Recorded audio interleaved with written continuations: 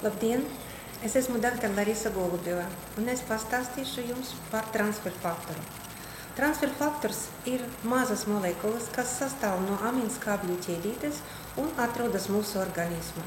Transferfaktoru atklāja 1949. gada dr. Lawrence, un 60 gadu gaitā viņš ir labi izpētīts, un zinātnieki konstatēja 3 svarīgas lietas. Ka transferfaktors ir absolūti drošs lietošanai, ka viņš ir identisks visiem mugurkaulniekiem, un ka viņš ir efektīvs gan profilakse, gan dažādu slimību kompleksa ārstēšanai.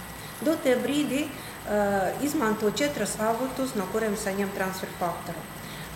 Tas ir olas dzeltenums, dzīvnieku pirmpiens, dzīvnieku liesa un dzīvnieku asins.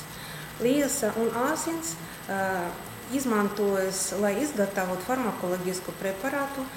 Vispopulārākais no tiem ir leikanorms, kas ir gatavots Vācijā.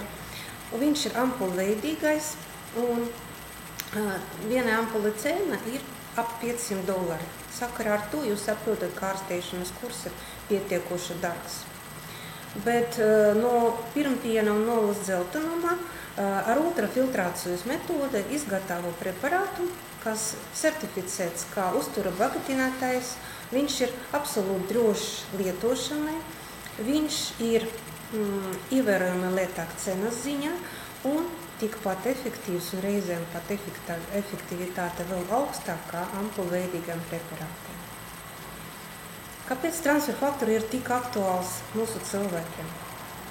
Kad sieviete iznes bērnu, atrodas grūtniecības stāvoklī,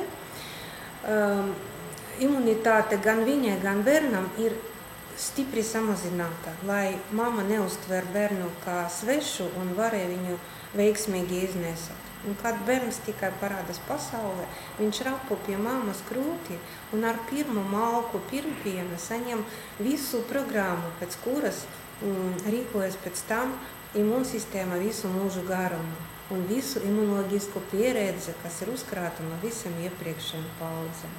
Bet bija tāda nelaime, ka pagājušā gadsimta zinātnieki izlēma, ka pirmpiens ir nelabvēlīgs bērnu organismu, ka viņš ir smags un kaitīgs. Un 1924. gada bija izdots tāds rīkojums praktiski visas pasaules valstis, lai bērnu nepieliktu pie krūti pirmās 3 dienas. Un rezultātā bērni nesaņēma transferfaktoru kopā ar pirmpienu. Un bija pārtraukta informācijas nodošana no paudzes paudzē.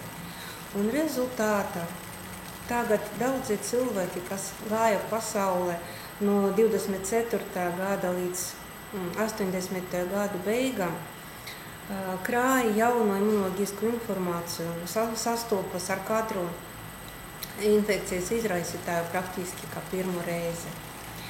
Bet dzīvniekiem tāda ķēdīte nebija pārtraukta, un rezultātā no govju pirmpiena ar transferfaktoru mēs varam saņemt pazaudētu informāciju.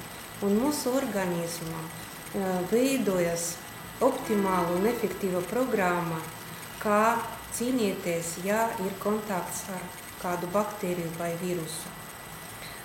Transferfaktoram ir vēl 2 frakcijas – aktivizējušā imunitāte, ja imunitāte ir nomākta, un supresora frakcija, ja cilvēkam imunsistēma darbojas pārāk agresīvi, ja cilvēkam ir alerģija vai autoimūnas slimības. Tādā veidā jūs saprotat, ka mēs varam pieskaitīt transferfaktoru pie universāla imūnokorektora, kas tieši regulē imūnsistēmas darbību. Lietojot transferfaktoru, mūsu imunoloģiskā atbilde paliek ātrākā, mērķtiecīgā, aktīvākā, pilnvērtīgā un adekvātā. Kā izmantot transferfaktoru pie dažādiem patoloģiem, es pastāstīšu jums savas nākošas video. Paldies! Ar jums bija dr. Larisa Golubeva.